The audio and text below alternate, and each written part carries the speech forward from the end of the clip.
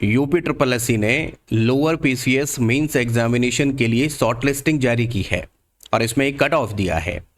उसके आधार पर UP triple SC ने 39 गुना अभ्यर्थियों को मेंस एग्जामिनेशन के लिए शॉर्ट लिस्ट किया है।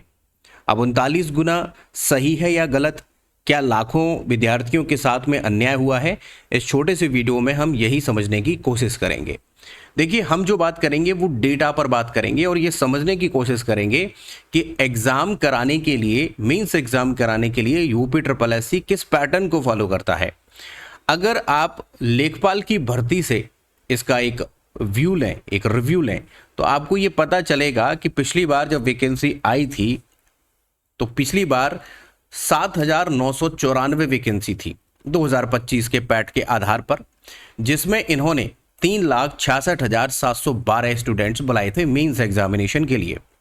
मतलब यहाँ पर जो इन्होंने टोटल जो गुना बच्चे बुलाए हैं वो 46 गुना लगभग यहाँ पर बच्चे बुलाए गए थे मेंस एग्जामिनेशन के लिए। ऐसा नहीं है कि इन्होंने सिर्फ 46 गुना ही अब तक बुलाए हैं, इससे पहले भी एक रिकॉर्ड रहा है कि 60 गुना तक स्टूडेंट बुला चुके हैं। अब यहाँ पर अगर आप एक चीज़ समझने की ये कोशिश करें कि ये एक ऐसी वैकेंसी है जो कि हर साल लगभग आती है, लेखपाल की भर्ती, और लेखपाल की भर्ती पुराने काफ़ी समय से लगातार चलती आ रही है, किसी न किसी रूप में लेखपाल की भर्ती होती रहती है। अब इन्होंने अगर यहाँ पर 46 गुना बच्चे बुलाए हैं तो क्या लोअर पीसीएस मेंस एग्जामिनेशन के लिए कम से कम 45 गुना स्टूडेंट बुलाने चाहिए थे, लेकिन इन्होंने यहाँ पर ऐसा नहीं किया। इनका एक पैटर्न नहीं है, इन्हें जो लगता है आंख बंद करके वो काम कर देते हैं। ये स्टूडेंट के हित में कोई काम करते ही नहीं है। अब देखिए, ये इनका जो कहना है वो यहाँ पर अगर हम इस बात को कोर्ट में ले जाते हैं तो कोर्ट में इसका एक आधार नहीं बनता है। यहाँ कोर्ट में हम इस चीज़ को नहीं ले जा सकते हैं, लेकिन मैं आगे बताऊंगा कि इसमें हमें करना क्या है। अब हमने डेटा पर बात करी लेखपाल के पर, तो लेखपाल का डेटा यह है कि 46 गुना तक बच्चे बुलाए गए हैं, 50 गुना तक बच्चे बुलाए गए हैं और हर साल लेखपाल की भर्ती होती ही है। ठीक है, बहुत बड़ा एग्जाम लेखपाल का नहीं होता। अब यहां पर UP triple SC lower PCS की जो वैकेंसी 2587 वैकेंसी है, पहले 2200 कुछ वैकेंसी थी बट बढ़ा दी गई बाद में। तो इसका अगर हम देखें तो इन्होंने अपने नोटिफिकेशन में दिया है कि 1,0492 स्टूडेंट ये मेंस एग्जामिनेशन के लिए शॉर्टलिस्ट कर चुके हैं। अगर आप इसका गुना देखेंगे तो 39 गुना ये बैठता है, मतलब इन्होंने एक्यूरेट 40 गुना भी स्टूडेंट नहीं बुलाए हैं। अब किस तरह से इन्होंने कैलकुलेशन की है, एक राउंड फिगर भी इन्होंने नहीं लिया है, तो अगर राउंड फिगर भी 40 लेते तो कम से कम 4,000 बच्चों का यहाँ पर मौका मिल सकता था उन्हें मेंस एग्जामिनेशन देने के लिए। अब यहाँ पैटर्न ये फॉलो नहीं हो रहा है कि इन्होंने 45 या 46 गुना नहीं बुलाए हैं, बल्कि ये वैकेंसी अगर आप देखें तो लगभग 7 साल बाद आई है और एक बड़ी वैकेंसी, और ऐसी वैकेंसी बार बार आती नहीं है। तो यहाँ इसको बड़ी वैकेंसी मानते हुए, इतना लैप्स मानते हुए, बहुत सारे लोग तो ऐसे भी हैं जो बिल्कुल बॉर्डर पर बैठे हुए थे 40 के, वो ओवर एज हो चुके थे या बिल्कुल बॉर्डर पर हैं, तो उनके लिए तो ये आखिरी मौका था। तो इस आयोग को यहां पर ये करना चाहिए था कि कम से कम 55 गुना या 60 गुना, एटलीस्ट 50 गुना तो स्टूडेंट बुलाने ही चाहिए थे, जिससे कि ज्यादा से ज्यादा लोगों को एग्जाम देने का तो मौका मिलता। देखो, क्वालिफाई तो वही करता जो मेहनत कर रहा है, बट किसी को मौका ना मिलना। जिस स्टूडेंट के अगर पैट में 65 नंबर हैं तो वो स्टूडेंट खराब नहीं है, वो अच्छा स्टूडेंट है, बशर्ते उसका किस शिफ्ट में पेपर हुआ है या फिर उसके रॉ मार्क्स कितने थे, आपने घटाकर उसके इतने कर दिए। तो यहां पर स्टूडेंट जो 70 नंबर लेकर आ रहा है, आपने उसके घटाकर 66 या 65 कर दिए, तो इसमें स्टूडेंट की तो गलती नहीं है, आपकी ये जो पॉलिसी है वही गलत है। तो यहां हमें ये करना चाहिए था इस आयोग को कि इसे कम से कम 50 से 60 गुना, क्योंकि यह वैकेंसी 7 साल बाद आई है, ये एक बड़ी वैकेंसी और ऐसी वैकेंसी हर साल नहीं आती है, और पता नहीं आगे कभी आएगी भी या नहीं, कितना समय लगेगा कह नहीं सकते। अब बहुत सारे लोग बॉर्डर पर भी थे, क्योंकि 7 साल का गैप मतलब यहाँ पर ओवर एज हो चुके हैं। तो अन्याय तो ये है। अब हम क्या कर सकते हैं, इस पर हम बात करेंगे। देखो, ये आधार कोर्ट में जाने का तो नहीं है, क्योंकि कोर्ट या फिर सरकार इसके लिए जवाबदेही नहीं कहती है कि हम इतने गुना बुलाएंगे, ये रूल है, रूल नहीं है।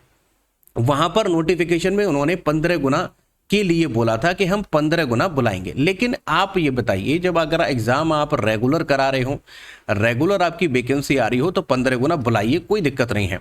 लेकिन जब आप लेखपाल का एग्जाम कराते हैं तो 50 से 60 गुना, 45 गुना इस तरह से बुला लेते हैं, जबकि एग्जाम हर साल आप लगभग करा रहे हैं।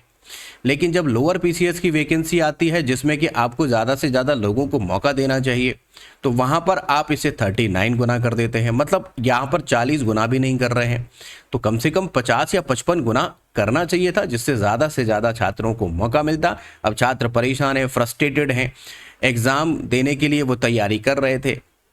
जब उन्होंने फॉर्म भरा था तो उनको लग रहा था कि 65 नंबर हैं, आराम से कट ऑफ हो जाएगा। लेकिन यहाँ तैयारी करना उनके लिए एक गुनाह बन गया, क्योंकि यहाँ उन्हें धोखे में रखा गया। तो आयोग कहीं ना कहीं यहाँ पर गलतियां तो करता है।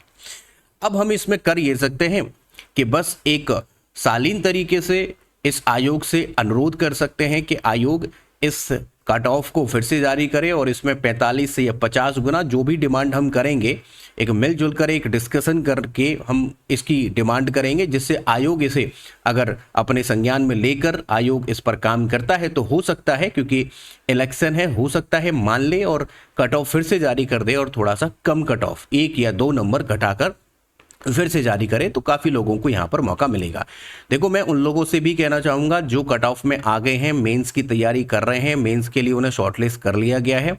तो देखो, आप अगर तैयारी कर रहे हैं तो आपको तो परेशान होने की कोई आवश्यकता है नहीं, आपको डरने की भी कोई ज़रूरत नहीं है, क्योंकि अगर और 1 लाख लोग इसमें आकर बैठेंगे तो आपकी तो तैयारी बेहतर है ना, आप तो कॉम्पिटिट कर ही लेंगे।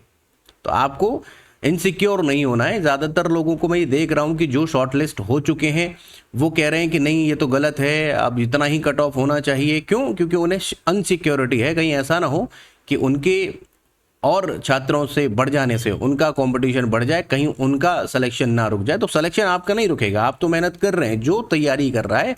अगर यहाँ पर 1 लाख कुछ बच्चे जो बुलाए गए हैं, इसमें से 20,000 ही हैं जो एक्चुअली तैयारी वाले हैं, बाकी ज़्यादातर भीड़ और केवल वो होती है। लेकिन फिर भी यहाँ पर आयोग को मौका देना चाहिए, ये मुझे लगता है। अब यहाँ पर हम पहला स्टेप ये करेंगे कि एक ईमेल करना है आयोग को। ईमेल अनुरोध वाला शालीन एक मैसेज होगा, हम केवल अपनी बात यहाँ पर रख सकते हैं। आयोग अगर इसे संज्ञान में लेता है तो हो सकता है कि कट ऑफ थोड़ा कम कर दे।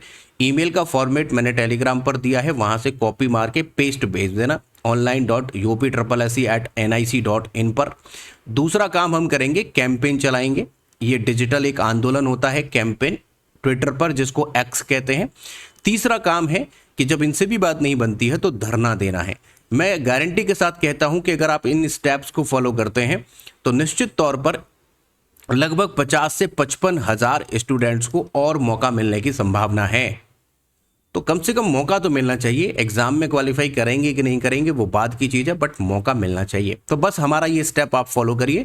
फर्स्ट नंबर ये करना है, कैंपेन के लिए अब मैं बात कर रहा हूँ और भी टीचर्स से, तो हम मिलकर एक हैशटैग पर काम करेंगे, जिस हैशटैग से हम उसको ट्वीट करके उसे रैंक कराएंगे। इसके बाद हमारी ये बात आयोग तक पहुंचेगी और सरकार तक पहुंचेगी। तो इस पर भी हम बात करेंगे। कमेंट करके मुझे ज़रूर बताएं कि आप क्या मेल कर चुके हैं या नहीं। ये पहला स्टेप है। अब बहुत सारे लोग कहेंगे इससे कुछ नहीं होता है। हाँ, कुछ नहीं होगा, लेकिन फिर भी प्रयास तो करिए। आप भी तो प्रयास कर रहे हैं, हो सकता है आपका सिलेक्शन होने वाला ही हो। तो यहाँ पर प्रयास करना इंपॉर्टेंट है। उसके बाद फिर हम धरने की भी बात करेंगे। तो ये कमेंट सेक्शन में बताइएगा कि आपने ईमेल किया है या नहीं। ओके, बाकी चैनल के साथ में जुड़े रहिए। इस तरह के इन्फॉर्मेशन मैं लाता रहता हूँ, आपके अधिकार के लिए मैं लड़ता रहता हूँ। बाकी कॉम्पिटिटिव एग्जाम की तैयारी के लिए प्लेलिस्ट को आप फॉलो कर सकते हैं। अपने सब्जेक्ट की कमांड इस तरह से बनाइए कि आपको कट ऑफ के लिए कभी जूझना ना पड़े। जिस तरह से आप अभी बॉर्डर पर अटके हुए हैं, ज़्यादातर छात्रों को उनको बहुत नुकसान हो रहा है या वो बहुत ज़्यादा फ्रस्ट्रेटेड है, जो 67.2050 या 67 पर हैं, 65 पर, 66 पर हैं। तो ये बॉर्डर वाले ज़्यादा परेशान हैं और बॉर्डर वाले लोगों को कम से कम मौका मिलना चाहिए। तो आप बॉर्डर पर ना रहें, इसके लिए आप अभी से तैयारी करें, सब्जेक्ट अपने मजबूत बनाएं और सब्जेक्ट के लिए हमारे इस चैनल पर आप प्लेलिस्ट फॉलो करिए। बाकी टेलीग्राम पर हम उसका PDF प्रोवाइड कराते हैं। ठीक है, तो प्रयास करते हैं मिलकर, हम सब मिलकर प्रयास करेंगे और आयोग तक अपनी बात पहुंचाएंगे। हमें ये बात अपनी शालीन तरीके से पहुंचानी है, ना कि हमें विरोध करना है। तो मिलते हैं नेक्स्ट इन्फॉर्मेटिव वीडियो में, तब तक अपना ध्यान रखें एंड गुड लक।